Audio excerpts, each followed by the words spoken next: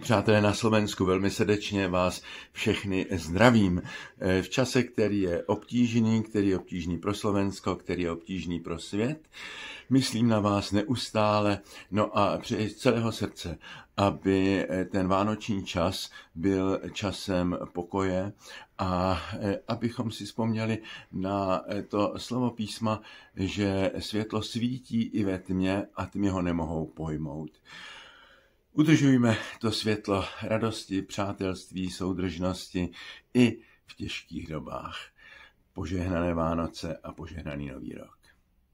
Leonard, čo by si chcel v tieto vianočné sviatky zapriať Slovákom? Jedno slovo, pokoj. Ale taký pokoj, ktorý nenachádzame v sebe. Pokoj, ktorý je Božím darom. Apoštol hovorí, že On je náš pokoj. Ten On to je Ježiš. Ježiš, ktorý je schopný rozbúrať všetky múry, ktoré rozdeľujú ľudí. I možno také rozbité múry by som prijal Slovensku a Slovakom. Tie múry, ktoré neustále vyrastajú a sú stavané medzi ľuďmi. Nech kráľ pokoja, Ježiš, sa dotkne nás.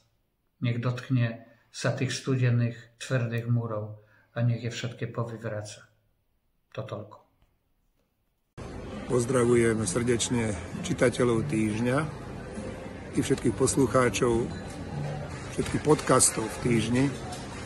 Pomaly sa blížia Vianočné sviatky, ale zároveň s tým aj Nový rok. Už nežijeme až v takých kľudných časoch, keď si pripomeniete aj choroby, epidémie, COVID, krízy, vojna na Ukrajine. Aj tento rok bol taký temnejší snáď, aj v tých našich vzťahoch to rozdelenie mnoho razy príliš emotívne. Vianoce majú priniesť do nášho života kúsok pokoja, a tam aj takej vnútornej radosti. Zapojete na oblohu tie nádherné hviezdy, jedna z nich taká veľmi významná, ktorá viedla aj mudrcov, tak my by sme si asi mali pripomenúť tiež, že je to také múdre veriť v zmysel kozmu, v zmysel nášho života. Všetky tie hviezdy, ktoré sú nad nami, čo si naznačujú o tej kráse, ktorá sa nám približuje cez Vianoce, narodenie dieťaťa, rodina, blízkosť, vzájomné obdarovanie sa. Tie by mali prežiariť všetky také tie temná, ktoré sa zdajú byť také silné a ťažko riešiteľné.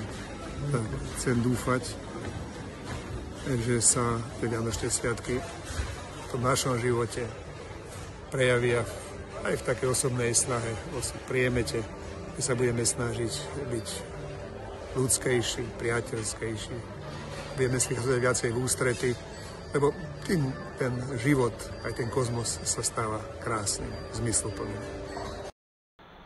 Daniel, dnes slávime štedrý deň, vrchol Vianočných sviatkov.